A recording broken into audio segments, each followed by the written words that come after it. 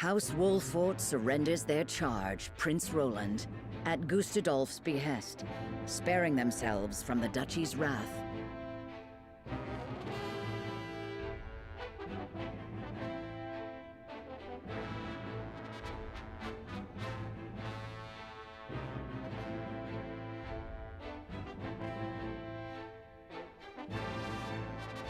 House Tellior surrenders their land, also buying their reprieve.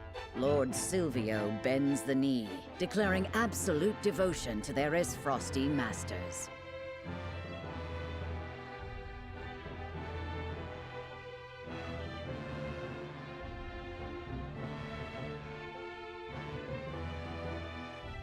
House Fawkes surrenders nothing. The last of the High Houses to remain loyal to their fallen king.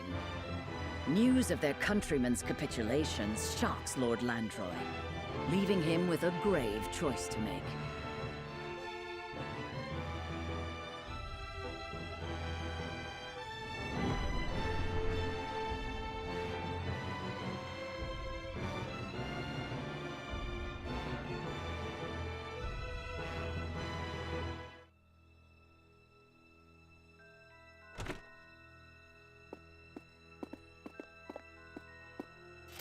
I've brought the prince, Your Grace.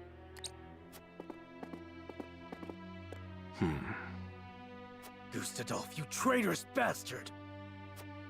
You'll pay for what you've done to my family! Mark my words! Ah! Easy there, Avlora. We need him alive, after all. I am sworn to do all in my power to keep you from harm, Your Grace. The boy is overcome with emotion, and who could blame him? Perhaps this will quell his rage a bit. Cordelia! Brother! Let him go. Indulge her, Avlora. Oh, brother! Thank the heavens you're safe. They didn't hurt you, did they? I'm fine. I thought I'd never see you again. Let us speak after. Surely the Archduke will afford us that small mercy. Yes. Later, then. Prince Roland, you are well aware of the position Glenbrook finds itself in, yes? Your kingdom is ours. House Tellior and House Wolfort have both bent the knee.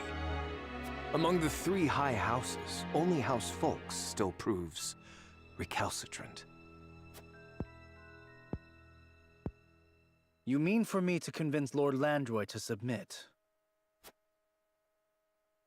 Oh, nothing so tedious as that. I want you to order his death.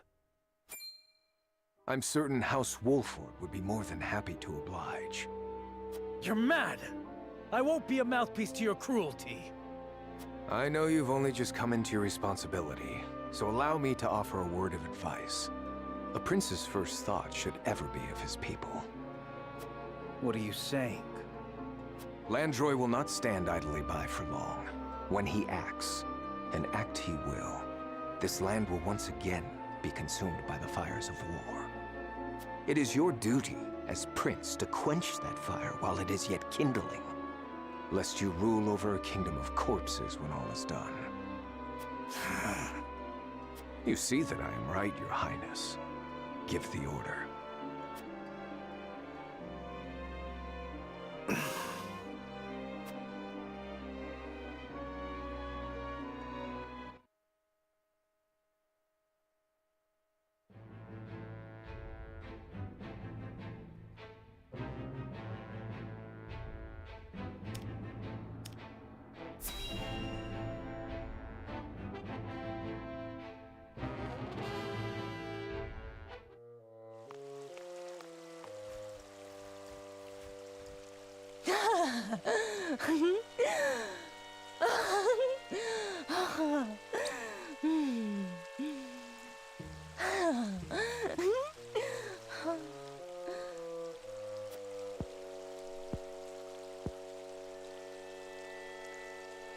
Phallus, Enjoying yourself, are you?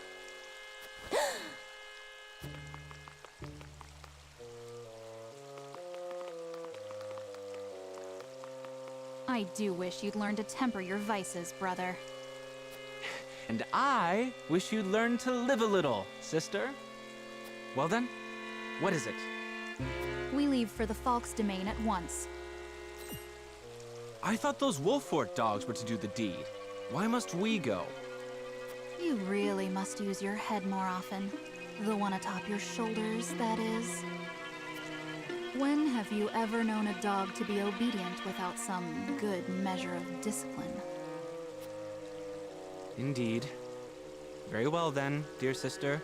I shall be ready anon.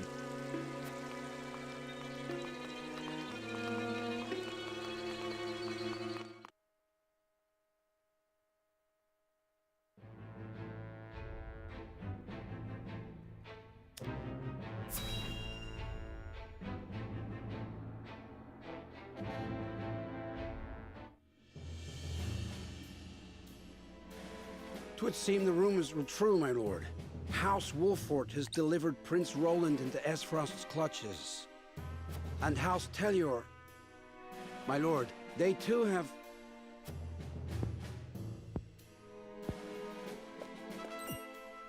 My lord? My good man, when you look at this painting, what do you feel?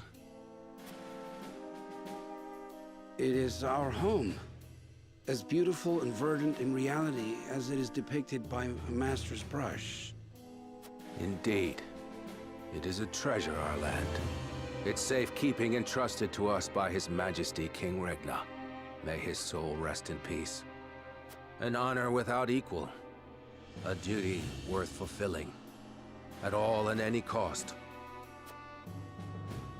A duty I will not shirk from. Now or ever.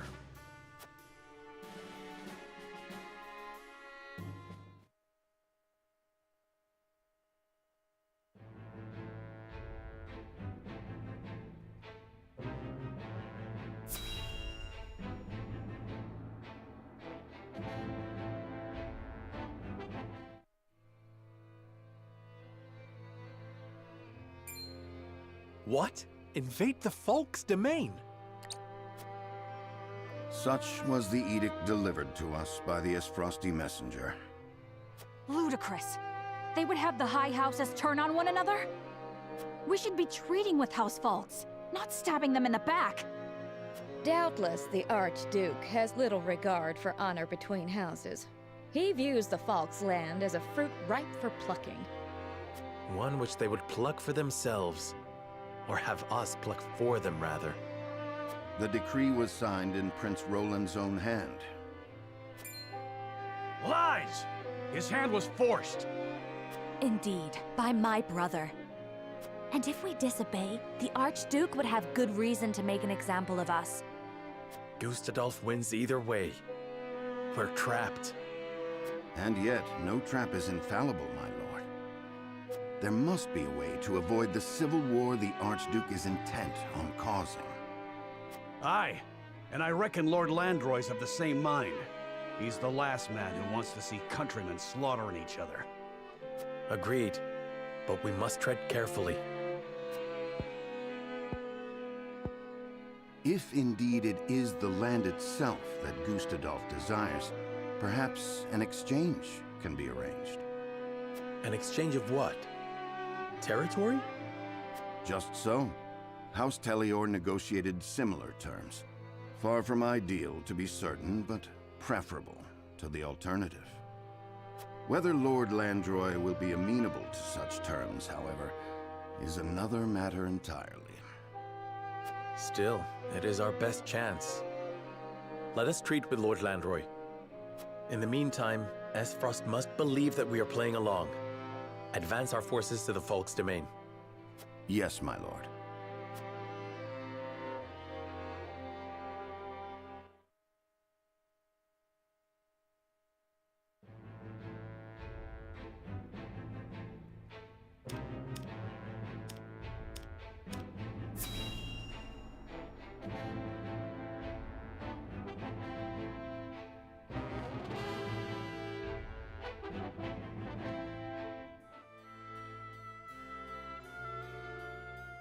Milord, are you off to battle again? Aye, by the royal family's decree. And I have need of able-bodied men. Return victorious, my lord! Worry not. We shall.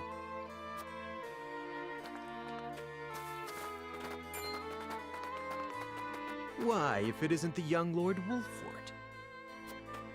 Minister Patriat, I had not heard that you were paying a visit to our domain. Ah, Lord Wolffort, pray do not concern yourself on my account. My work here is all but done, and it is time I was on my way. I must commend you, my lord, for keeping order and harmony in your domain despite the rather unfortunate recent events. Most admirable indeed. At the end of the day, our duty is to the throne, not to the man who sits in it. In times of uncertainty, we must value order above all else. I would encourage you to remember that. I can see the merit in that. Thank you for your wisdom. Heed it well, and I have no doubt many years of prosperity await you and yours under his frosty rule. By your leave, my lord.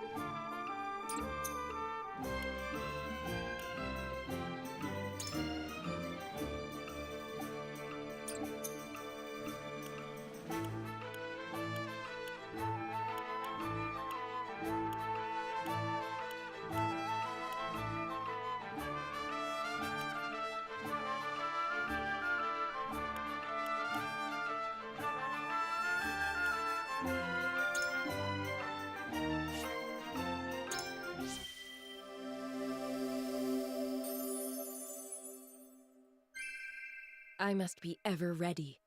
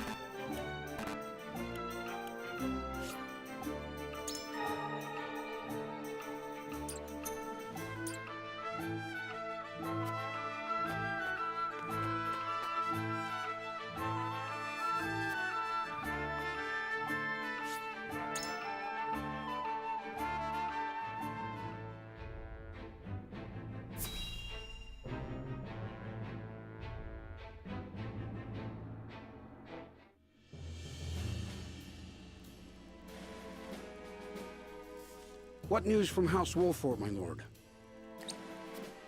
The Archduke has ordered them to march on our domain in Prince Roland's name. A clever ploy, if true. No matter the outcome, Frost profits. However, House Wolfert claims to have no intention of blindly following these orders. They seek to parley, that we might together find a way to prevent the fall of the three high houses. How will you respond, my lord? How indeed. The Wolferts handed over His Highness to save their own hides, hardly an act that warrants our trust. That said, their desire to avoid bloodshed is no doubt sincere, if only to bide time to lick their wounds. And somehow, I suspect there may be more to this stratagem of theirs. My lord, then you... I shall grant them audience. Pen the reply. At once, my lord.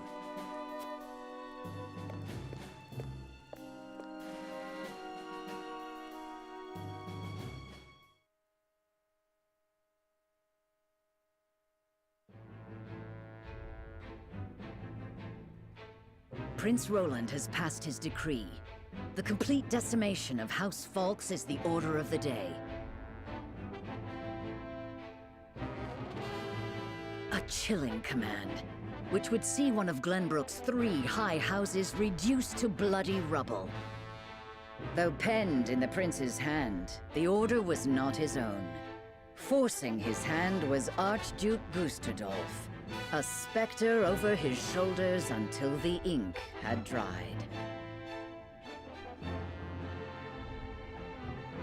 House Wolfort is given the command to uproot their erstwhile countrymen, and with heavy hearts, they march.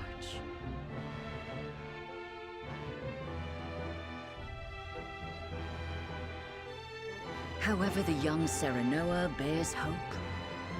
Hope that bloodshed can be stopped. Hope that Lord Landroy can be convinced to see reason. Hope that the day is not far off when the realm will know peace again.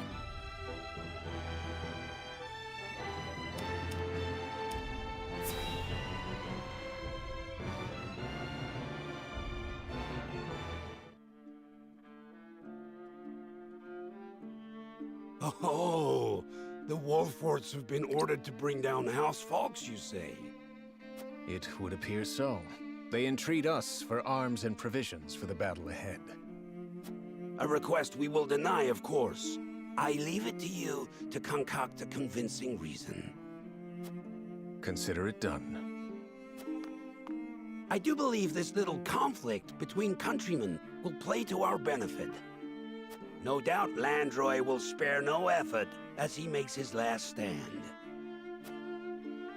Our day draws near, Booker, and we must make every preparation for its arrival. And so it shall be.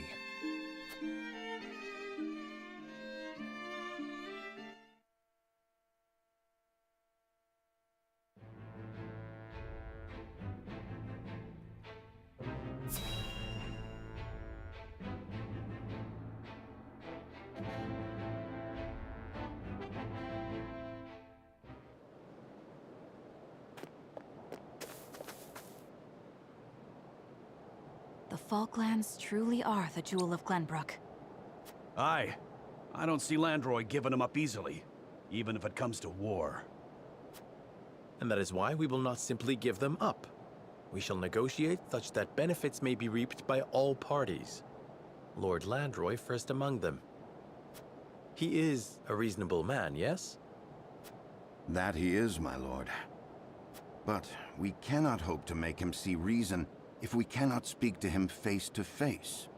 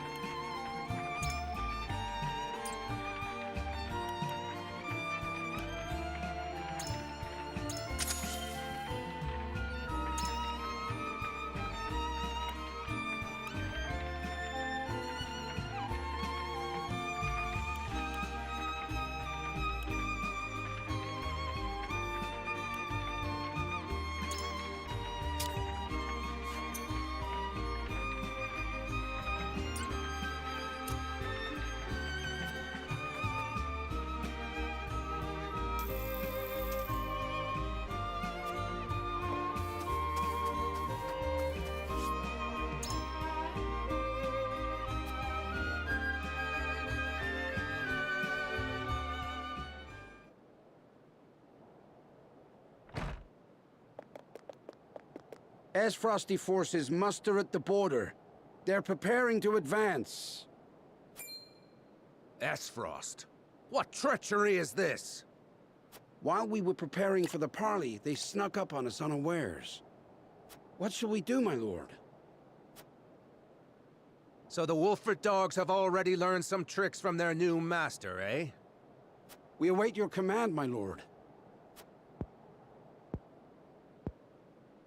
Split our forces in two. Send one regiment to the border. I shall lead the other to meet House Wolford in the field. Aye, my lord.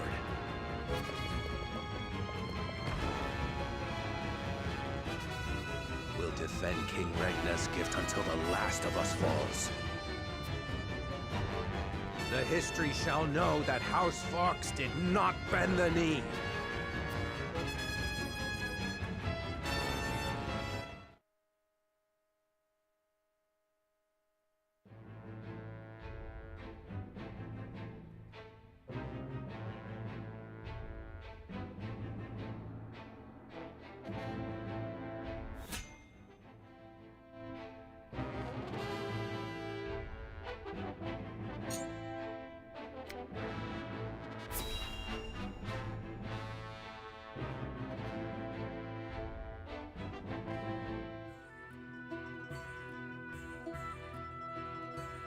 The sun's a harsh mistress, ain't she? If she sticks around much longer, my fields are apt to wither from the attention. I'd give my firstborn for a drop of rain. Aye. And it ain't just the crops what are worse for wear. I'd cry over our lot, but naught but dust would pour from my eyes.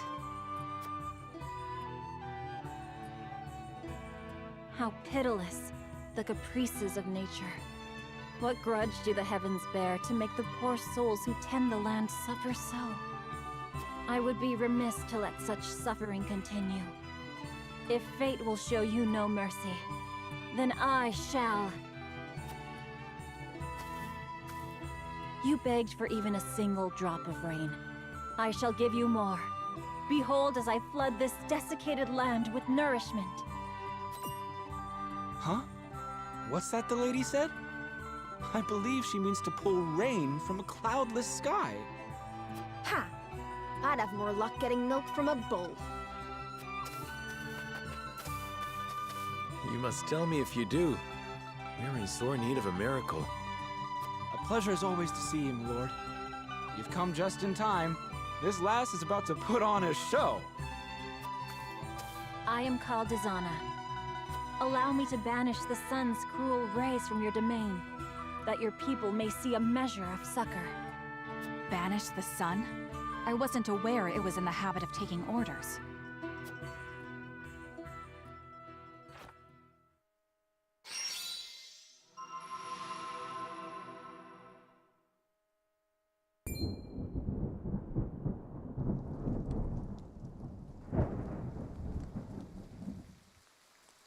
Will slap my ass like I was just born.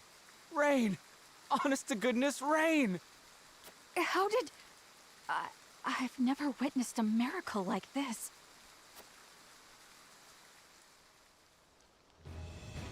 Zana, was it? On behalf of my people, allow me to express to you my deepest gratitude. There is no need for such formalities. I seek only to alleviate the suffering of the downtrodden in any way I can.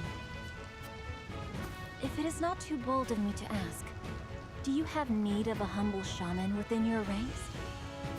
Tales of House Wolfort's magnanimity have reached even my remote village. It would be an honor to serve you, my lord. We would welcome you with open arms, and the honor would be entirely ours.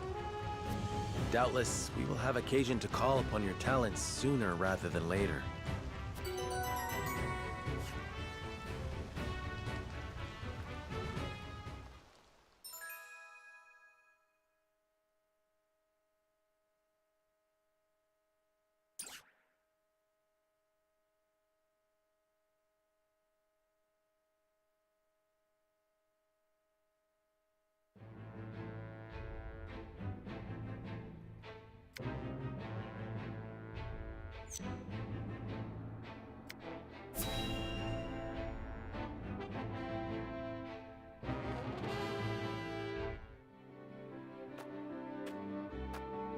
How fortunate this humble merchant is to look upon such beauty.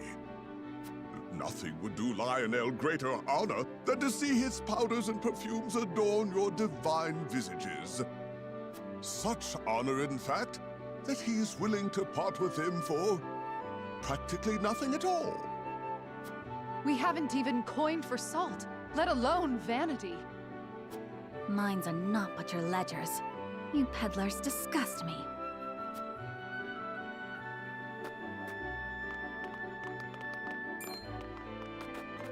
Well met, brave protectors of the realm. Lionel has brought everything a hero needs and more. Every item has undergone meticulous testing to ensure that they will serve you well on the battlefield. Out of our way, junkmonger. We've important duties to attend to. How rude! Where are the smiles and open coin purses the people used to greet Lionel with? Oh, perhaps Lionel should take his goods elsewhere. War has made this place disagreeable. However,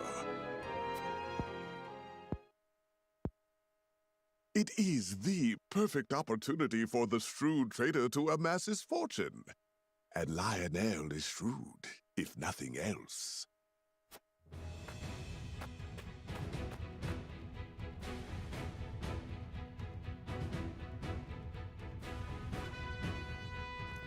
My lord, that merchant who peddles his wares in our encampment has requested an audience.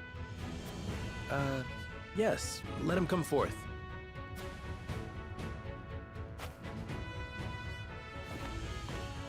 You do Lionel a great honor, my lord. A great honor. That he can count House Wolfort among his loyal patrons has ever been a source of pride. Yes, right. What brings you before me today? As my lord is doubtless already aware, war places a heavy burden on the treasury. A burden that only grows heavier as time drags on. However, a skilled negotiator can see his coffers even fuller at war's end than they were at its beginning. If he may be so bold, Lionel would offer his services in that very capacity.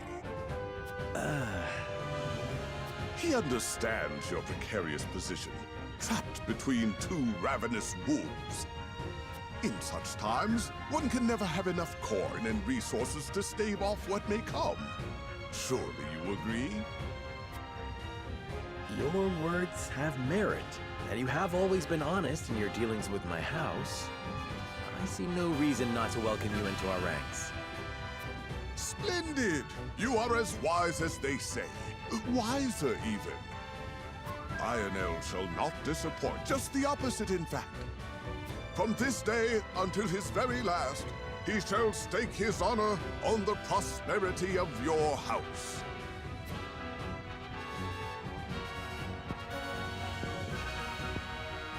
And if his own coin purse should grow fat in the process, who could blame him?